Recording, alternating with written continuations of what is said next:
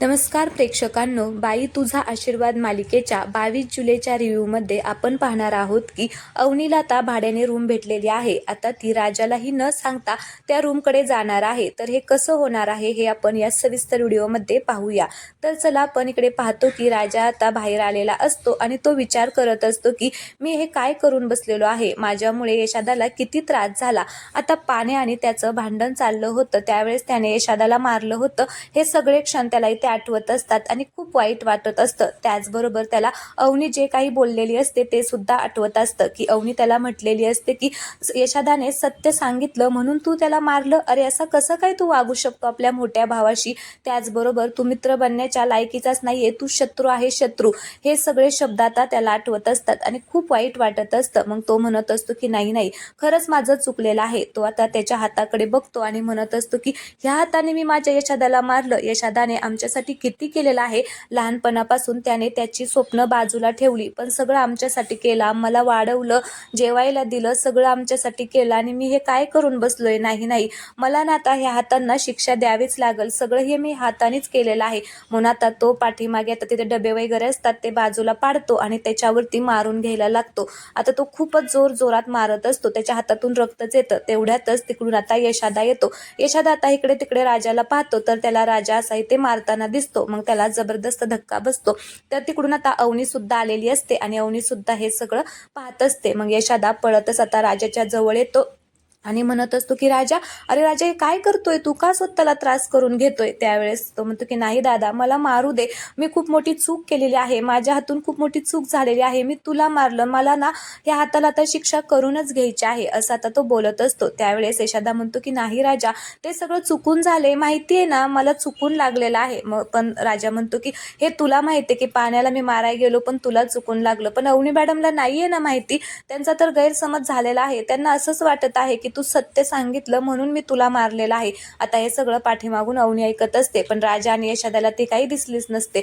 त्यावेळेस इकडे यशादा म्हणतो की नाही राजा, होईल त्यांचा गैरसमज दूर, तू स्वतःला मारून घेऊ नको.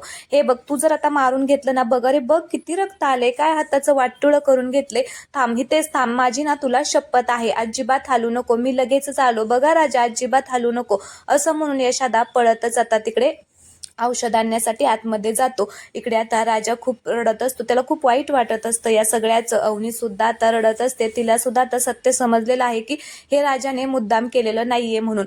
तर लगेचच तिकडून आता यशादा राजासाठी हळद घेऊन येतो आणि मग राजाला म्हणत असतो की राजा दे बरं इकडे हात तुझा, मला हळद लावू दे. मग यशादा राजाच्या हातावरती हळद आणि तेल लावत असतो. आता राजाला खूप त्रास होत असतो म्हणून आता तो इकडे तिकडे पाहतो तर त्याचं लक्ष अवनीकडे जातं. आता राजा आणि यशादा दोघेही अवनीकडे बघत असतात. मग आता राजाला असं वाटत असतं की अवनी मॅडम आत्ताच आलेले आहेत, म्हणून तो म्हणतो की काही नाही, पावसामुळे पाणी झाले नाही, ते पाय घसरला आणि मी खाली पडलो म्हणून माझ्या हाताला लागलेला आहे. त्याला असं वाटत असतं की अवनीला हे सगळं माहीतच नाहीये म्हणून. मग आता यशादा अवनीच्या जवळ जातो आणि म्हणत असतो की हा ते पावसामुळे झाले, तुम्ही काळजी करू नका, एक काम करा, तुम्ही आतमध्ये जावा, दिवसभर दमला असाल ना, मी जेवण झालं की तुम्हाला आवाज देतो. असं म्हणून आता तो अवनीला तिथून जायला सांगतो. मग अवनी लगेचच आता तिथून आतमध्ये जाते. यशादा आता राजाच्या जवळ येतो आणि म्हणत असतो की राजा काय रे हाताला करून बसला, काय गरज होती तुला असं करायची, आण बरं इकडे हात दे, आता त्याला मी रुमाल बांधतो. म्हणून आता यशादा त्याचा रुमाल काढतो आणि राजाच्या हातावरती बांधतो. त्यावेळेस राजा म्हणत असतो की यशादा मला माफ कर, सॉरी, खरंच माझं चुकलेलं आहे, पण हे सगळं मी मुद्दाम नाही रे केलं, मला पण सत्य लपू नाही वाटत, पण आता काय करू, चांगलं होईल म्हणून मी खोटं बोलतो, पण नेहमी उलटच होतं. तू बरोबर बोललाय, एकदा आपण खोटं बोललं की पुन्हा 100 वेळा खोटं बोलावं लागतं आणि हा शाप आहे ना माझा काही पिच्चा सोडत नाहीये. तू जे म्हणत होता ना ते बरोबर आहे, मला पण नाही रे खोटं बोलू वाटत, माझा जीव गुदमारतोय. मग यशादा म्हणत असतो की अरे तुला एवढा त्रास होतोय तर राजा मग का खोटं बोलतो, अरे नको खोटं बोलत जाऊ. त्या की अरे यशादा, जर खोटं नाही बोललो ना तरी तर मग मी जगणारच नाही, अरे जगण्यासाठीच तर मी खोटं बोलतो ना. तुला माहितीये का लहानपणापासून कसं झालंय आपल्याकडे बघण्याचा लोकांचा दृष्टिकोन कसा होता ते, अरे ही दुनिया चांगली नाहीये रे, गरिबांना नीट जगू देत नाही, म्हणून मी खोटं बोलतो. तुला माहिती ना, ज्यावेळेस आपण लहान होतो त्यावेळेस अण्णा अण्णा जेलमध्ये गेले, आई आपली मरून गेली, त्याच्यामुळे आपण एकटे होतो, त्याच्यामुळे लोक आपल्याला कशी बोलायची. शाळेत असताना बेंचीवरती सुद्धा अरे पोरं शेजारी बसायची नाहीत, डब्बा खायला बोलवायची नाहीत, असं सतत वेगवेगळ्या नजरेने बघायची आणि आपल्याला काही किंमतच द्यायची नाहीत, म्हणून खूप वाईट वाटायचं. नंतर मोठं झालो, नोकरी लागली गाडीवरती तिकडे, तर ड्रायव्हर म्हणून नोकरी लागली, तर तिथे सुद्धा मोठमोठी लोक गाडीमध्ये बसायची, पण आपल्याला पायदळी तुडवायची रे, काहीच किंमत नाही द्यायची. म्हणून मी ठरवलं की आता खोटं बोलायचं, खोटं बोलून त्यांना आपल्या घरच्यांची आपली काय किंमत आहे हे सांगायचं. हे सगळं मी आपल्या घरच्यांसाठी केलं रे, आणि माझ्यासाठी केलेलं आहे. अनोळखी व्यक्तीला काय ते आपल्या घरी बघायला येणार नाहीत की काय आहे काय नाही, म्हणून मी सगळं असं मोठं सांगायचो. मग ते लोकांचा बघण्याचा दृष्टिकोन बदलायचा, त्यासाठी मी हे सगळं केलेलं आहे. आणि आता अवनी मॅडमला सुद्धा वाचवण्यासाठी, त्यांना त्यांच्या घरातली सपोर्ट करत नव्हती, त्यांना सपोर्ट करण्यासाठी मी हे सगळं खोटं बोललो. हे इंटरव्ह्यूचं पण मी त्यांचाच कॉन्फिडन्स हाय होण्यासाठी केलं रे दादा, त्याच्यामुळे मी खोटं बोललो. मला पण हाऊस नाहीये खोटं बोलण्याची, पण लहानपणापासून सवय लागलेली आहे की आपल्या परिवाराला कोणी काही म्हणू नये म्हणून. आता तो म्हणत असतो की पण दादा खरंच तू खरं बोलतोय, एक खोटं लपवूय मला आता 100 वेळा खोटं बोलावं लागते, असं म्हणून तो आता यशादाच्या मिठीमध्ये जाऊन रडत असतो. दोघेही आता भाऊ खूप रडत असतात. यशादाला सुद्धा आता राजाची ही हालत पाहून खूपच वाईट वाटत असतं. इकडे दुसरीकडे आता आपण पाहतो की स्वाती आता थोडीशी बाहेर आलेली असते आणि तिला अवनीला फोन करून घरामध्ये जे काही चाललेलं आहे, घराचं पेपरचं त्यांच्या, ते सगळं सांगायचं असतं, म्हणून ती अवनीला फोन लावते. तर आता अवनी इकडे एकटीच बसलेली असते, तर स्वातीचा फोन आल्यावरती ती लगेचच फोन उचलते आणि म्हणत असते की वहिनी बोल ना, काय काम आहे. त्यावेळेस स्वाती म्हणते की अगं मला ना तुला एक महत्त्वाचं सांगायचं आहे, तुला वेळ आहे ना. तर अवनी म्हणते की हा बोल, काय तुला महत्त्वाचं सांगायचं आहे. मग आता स्वाती इकडे सांगायला लागते की अगं ते घरामध्ये ना, असं तर ती बोलतच असते, तेवढ्यातच तिकडून चंद्रकांत देशमाने येतात आणि मग ते पाहून म्हणजे ते स्वातीला असं बोलताना पाहतात. मग आता स्वाती एकदम घाबरते आणि म्हणत असते की बाबा तुम्ही. आता लगेचच चंद्रकांत देशमाने तिच्या जवळ जातात आणि म्हणत असतात की कोणाशी बोलती. आता तिला काय बोलावं तेच कळत नाही. स्वाती आता खूपच घाबरलेली असते, तिचं आता तत मम असंच चाललेलं असतं. तर ते म्हणतात की अगं कोणाशी बोलत होती. मग ती म्हणत असते की बाबा मी घरच्यांशी बोलत होती. तेवढ्यात चंद्रकांत देशमाने आता फोन तिच्या हातातून ओढून घेतात आणि म्हणत असतात की थांब मी बोलतो, कारण त्यांना माहिती असतं की अवनी फोनवरती आहे म्हणून. मग अवनी इकडून म्हणत असते की वहिनी वहिनी अगं काय झालं, कोण आलंय का तिथे. तेवढ्यात चंद्रकांत देशमाने म्हणत असतात की हो तुझा बाप बोलतोय, अजून तुझ्या दुर्दैवाने मी जिवंत आहे आणि आता तुझी वाट बघतोय की कधी तू एकदाची घरी येते आणि मग तुझं लग्न त्या विवांशी लावून तुला कॅनडाला पाठवतोय ना, असं मला झालेलं आहे. आता त्याचीच मी वाट बघतोय. तर अवनी म्हणत असते की नाही बाबा, मी त्या विवांशी कधीच लग्न करणार नाही, मला तिकडे कॅनडाला पण जायचं नाहीये आणि त्या विवांशी लग्न पण करायचं नाहीये, मला तर माझी स्वप्न, असं ती बोलतच असते. तेवढ्या चंद्रकांत देशमाने म्हणत असतात की हा तुला तुझी स्वप्न पूर्ण करायची आहेत ना, कशी करणार आहे ग स्वप्न पूर्ण, एवढी सर्टिफिकेट मी तुझी जाळली तरी मला चॅलेंज करून गेलेली आहे की मी आता स्वप्न पूर्ण करणार आहे, तुमचं नाव न लावता एवढ्या तोऱ्यात बोलून गेलेली आहे ना. तर मी पण वाटच बघतो की कधी तू तुझी स्वप्न पूर्ण करते आणि कधी तू मोठी होतीये, मी वाटच बघतोय. तोपर्यंत आहे मी पण इथेच आहे आणि तू पण इथेच आहे. पण एक गोष्ट लक्षात ठेव, ज्या वेळेस तू माझ्या नावाशिवाय स्वप्न पूर्ण करशील ना, त्यावेळेस अख्ख्या जगासमोर मी तुझी माफी मागेल आणि माझं चुकलं असं म्हणेल. पण जर तसं नाही ना झालं तर बघ मग मी तुला जसं मी म्हणेल ना तसंच करावं लागेल, याची मी वाट बघेल. तर आता अवनीला खूप वाईट वाटत असतं, बाबा असे बोलत असतात म्हणून. मग आता ती लगेचच फोन ठेवते. तर इकडे स्वातीला चंद्रकांत देशमाने म्हणत असतात की तुला सासूरवास काय असतो हे जर पाहायचं असेल ना तर पुन्हा असं करू नको, जर पाहायचं असेल तर कर, पण नसेल पाहायचं तर पुन्हा असं करू नको, घरातल्या गोष्टी इकडे तिकडे सांगू नको. आता स्वाती बिचारी खूपच घाबरलेली असते. तर इकडे दुसरीकडे संध्याकाळी आता यशादाने खिचडी केलेली असते, तर धनेश, राजा आणि यशादा आता जेवण करण्यासाठी तिथे बसलेले असतात. तेवढ्यातच तिकडून आता पाण्या येतो. आता पाण्या राजाकडे पाहतो आणि राजा पाण्याकडे पाहतो. आता दोघेही शांतच बसलेले असतात. तर आता पाण्याला राजाच्या शेजारी बसायचं नसतं, म्हणून तो धन्याला आता इशारा करून सांगतो की तू जरा इकडे सर, मी तिकडे बसतो. मग लगेचच धन्या आता तिकडे सरतो आणि पाण्याला तिथे जागा देतो. मग पाण्या आता तिकडे जाऊन बसतो. तर आता यशादा अवनीसाठी खिचडी काढतो आणि म्हणत असतो की त्या काही आज इथे आपल्याबरोबर जेवायला येणार नाहीत. एक काम कर धन्या, त्यांच्यासाठी खिचडी आतमध्येच घेऊन जा. आता धन्या घेऊन चाललेला असतो तेवढ्यातच अवनी दरवाजा उघडते आणि म्हणत असते की मी नाही जेवणार. आता असं म्हटल्यामुळे इकडे सगळ्यांना धक्काच बसतो. तर यशोदा म्हणतो की का का नाही जेवणार. तर अवनी काहीच बोलत नाही. मग आता राजाला असं वाटतं की मी इथे बसलोय म्हणूनच आता मॅडम जेवत नाहीये. मग तो लगेचच आता तिथून उठून चाललेला असतो. त्यावेळेस अवनी म्हणत असते की राजा राजा थांब, तू कुठे चाललेला आहे. यशोदाने तुला सांगितलेलं आहे का जाण्यासाठी. आता मग राजा थांबतो आणि म्हणत असतो की नाही, यशोदाने नाही सांगितलं. मग आता अवनी म्हणत असते की मग का चाललेला आहे, बस बरं इथे ये बरं इकडे. मग राजा आता मॅडम तिच्या शेजारी जातो. मग आता अवनी म्हणत असते की सॉरी. आता ती सॉरी म्हटल्यामुळे इकडे सगळ्यांनाच आश्चर्याचा धक्काच बसतो की आता ही कसं काय सॉरी म्हटली. तर अवनी म्हणत असते की खरंच सॉरी, माझं चुकलं. म्हणजे तू यशोदाला मुद्दाम नव्हतं मारलं हे मला समजलंच नाही. माझा गैरसमज झाला, चुकून लागलं होतं. तुम्ही सगळे भावंड ना मेड फॉर इच अदर आहात आणि मला कळत नाही तुम्ही कसं वागता आणि कसं नाही. त्याच्यामुळे माझ्याकडून चुकी झालेली आहे. खरंच राजा सॉरी. आता राजाला ती सॉरी म्हटल्यामुळे खूपच आनंद होतो. तो आता असा आतल्या आतच हसायला लागतो. त्याला आतून एकदम मस्त वाटत असतं. त्यावेळेस अवनी म्हणत असते की हा झालं, मला फक्त एवढंच बोलायचं होतं. बस आता कुठे चाललेलं आहे, इथेच बस, आम्ही पण आता तुमच्या बरोबरच जेवणार आहे.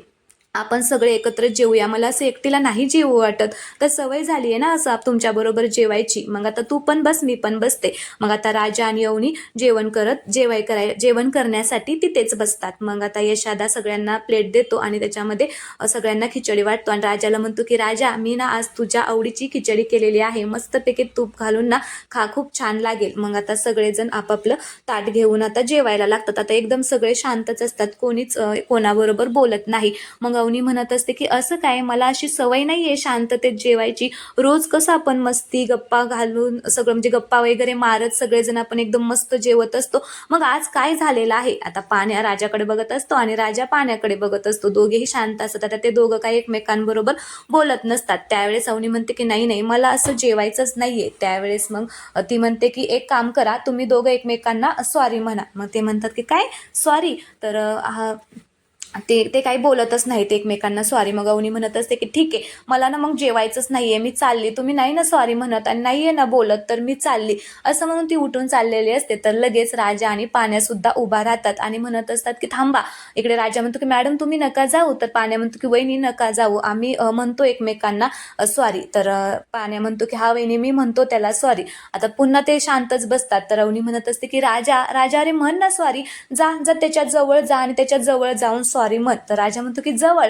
तर अवनी म्हणते की हा जा पटकन जवळ जा आणि त्याला सॉरी म्हण. मग राजा ठरवतो की बरं ठीक आहे. मग आता तो पाण्याच्या जवळ जातो. तर इकडे धन्या खालून म्हणत असतो की बापरे, आता जवळ वगैरे जाऊन सॉरी, काय मस्त आहे.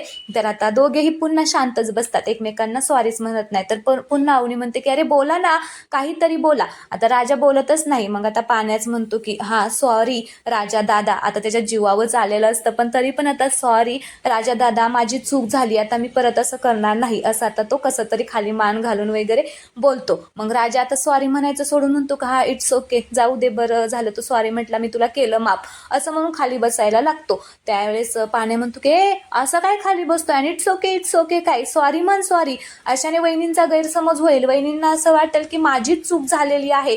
तसं काय बोलतोय, इट्स ओके, अजिबात नाही, सॉरी म्हण. तर तो म्हणतो की म्हटलंय ना इट्स ओके, मागितली ना तू माफी, नाही मी काही सॉरी म्हणणार नाही तुला. त्यावेळेस अवनी म्हणते की राजा राजा हे काय तुझं, म्हण बरं त्याला सॉरी.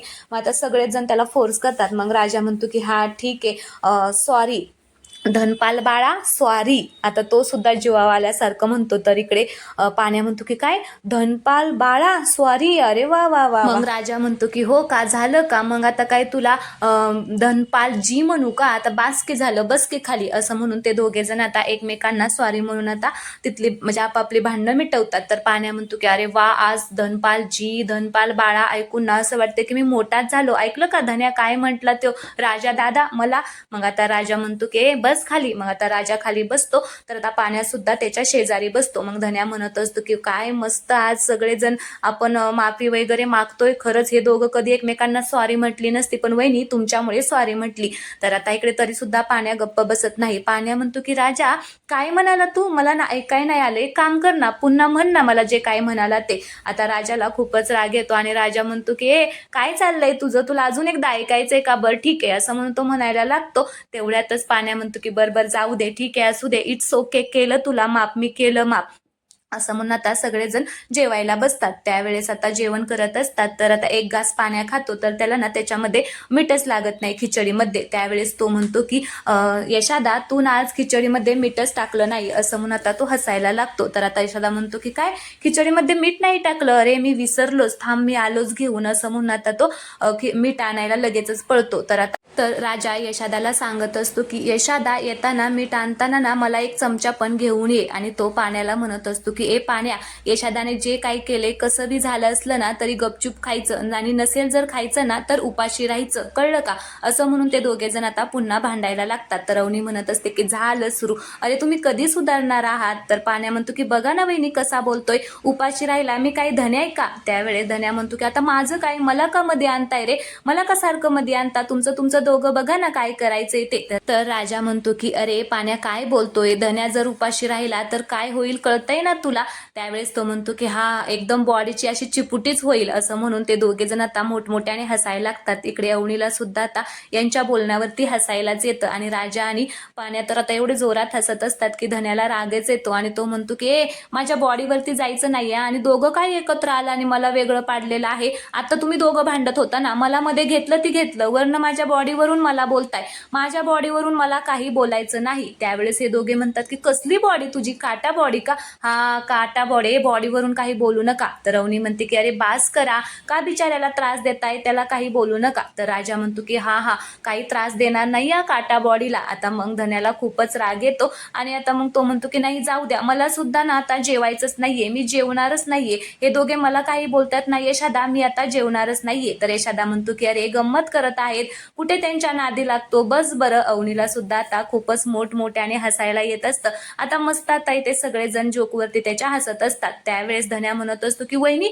वहिनी, तुम्ही पण हसताय यांच्या नादी लागून, तुमची आणि माझी टीम होती का नाही, आता तुम्ही का हसताय माझ्यावरती, जावा, मला जेवायचंच नाहीये. पण आता तो परत म्हणतो की नाही, मी ह्यांना सोडणारच नाहीये, असं म्हणत ते तिघ जण एकमेकांना असं चिडवत असतात, आणि खूपच प्रेमाने आता त्यांची भांडणं चाललेली असतात. तर ते दोघे म्हणतात की बर काटा बॉडी बस जेवायला. धन्या म्हणतो की बघा आता मी तुम्हाला सोडणारच नाही, असं म्हणून सगळे आता पुन्हा आनंदाने जेवायला लागतात. तर पुन्हा राजा काहीतरी म्हणतो, म्हणून आता धनेशला राग येतो, आणि तो म्हणतो की थांब, तुझ्या ना अंगावरतीच पाणी टाकतो, असं म्हणून तो राजा त्याच्या हातातून ग्लास घेतो आणि धन्याच्याच अंगावरती पाणी टाकायला जातो. तर ते पाणी पडतं जाऊन अवनीच्या अंगावरती. आता अवनीच्या अंगावरती पाणी सांडल्यामुळे अवनी अशी एकदम आश्चर्यचकित झालेली असते. सगळेच जण इथे आता घाबरलेले असतात की आता अवनी मॅडम काय करते आणि काय नाही, आता काही भांडणं होतात की काही, ते म्हणून सगळेजण आश्चर्याने बघत असतात. मग अवनी आता मोठमोठ्यानेच हसायला लागते. मग सगळ्यांना थोडंसं बरं वाटतं, आणि मग सगळेच इथे आता हसायला लागतात.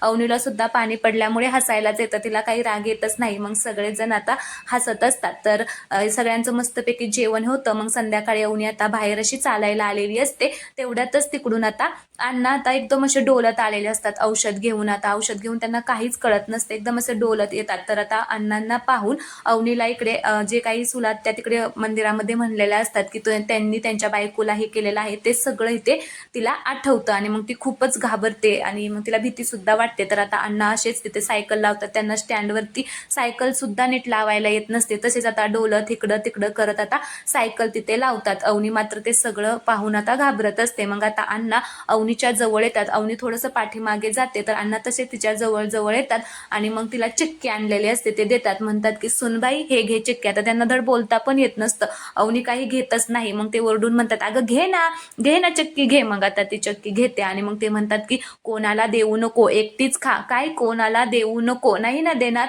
तर अवनी म्हणते की हा नाही देणार अण्णा. तर आता मग ती चक्की घेते. तर आता म्हणतात की चल मी जातो, आणि तिथे झाड असतं, ते असं वाटतं त्यांना दरवाजाचं आहे, खरं तर त्यांना काही सुचत नसतं. ते दरवाजातच त्या झाडातच असं मुंडकं घालून म्हणत असत की उघडत का नाहीये. मग थोड्या वेळ तिथंच त्यांचं चाललेलं असतं. अवनीला हे सगळं पाहून धक्काच बसलेला असतो. मग आता पुन्हा ताना थोडेसे पुढे जाऊन आतमध्ये जातात. तर आता अवनी त्यातली चिक्की घेते काढून, आणि पाहते तर त्याच्यामध्ये ना भाड्याने रूम भेटेल अशी जाहिरात असते, महिलांसाठी भाड्याने रूम भेटेल. आता ती वाचते, आणि तिला खूप आनंद होतो. ती म्हणते की वा, मला ना आता ही छान आयडिया झालेली आहे. आता ना खरं तर ह्या घरात ना माझ्यामुळे खूप मोठे गैरसमज होत आहेत, वाद होत आहे, मला इथं राहिलाच नाही पाहिजे. आता ना मी ह्या रूमचा पत्ता शोधते आणि तिकडे जाते. आणि हे ना राजाला कळता कामा नये, कारण तो मला जाऊनच नाही देणार. त्याच्यामुळे त्याला न कळत आता हे सगळं मला करावं लागेल आणि मग ती आता खूप खुश होते. तर चला प्रेक्षकांनो, आजचा भाग येथेच संपलेला आहे. पुढील भागामध्ये आपण पाहणार आहोत की अवनी आता ती रूम शोधण्यासाठी बाहेर निघालेली असते. आता ती देवी आईचे आशीर्वाद घेते आणि म्हणत असते की देवी आई प्लीज मला ती रूम भेटू दे, असं म्हणून ती चाललेली असते. तर बाहेर आता अण्णा म्हणजे ती कुऱ्हाड असते त्याला धार लावत असतात. तर आता अवनी ते पाहते आणि खूपच घाबरते. तिला आता पुन्हा आता त्या आत्याने सांगितलेलं ते आठवतं. तर आता ते पाहून ती खूप घाबरलेली आहे. तर चला प्रेक्षकांनो, अवनीचा अण्णांबद्दलचा जो गैरसमज झालेला आहे तो आता राजा दूर करणार का, हे पाहणं खूप इंटरेस्टिंग असणार आहे. तर अवनी आता तिला रूम भेटल्यानंतर जाणार का, हे त्याहून इंटरेस्टिंग असणार आहे. त्यामुळे व्हिडिओला लाईक करा आणि चॅनलला सबस्क्राईब करायला अजिबात विसरू नका. धन्यवाद.